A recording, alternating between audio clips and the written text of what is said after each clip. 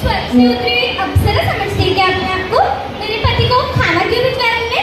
अरे तू होती कौन है मेरे पति को खाना भिजवाने वाली? वो मेरा पति है, मैं उसे खाना भेजूं ना भेजूं मेरी मर्जी। तू कौन होती है हमारे बीच में आने वाली? मेरा पति तुझे बहुत अच्छा लगता है क्या? अरे रहा नहीं जाता तो शादी क्यों नहीं कर लेती? मेरे पराये मर्दों पे नजरें क्यों डालती फिरती है? तुम दोनों में से जया कौन है रे? अरे बोल ना, कौन है जया? कौन है चश्मिश? तूने मेरे पति को बिरयानी क्यों भिजवाई? अरे किससे पूछकर भिजवाई? बोल।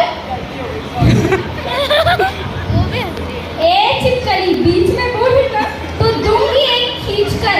ये जो सारे दांत दिखाई दे रहे हैं ना, सब बाहर आ जाएंगे। चल निकल यहाँ से, चल चल।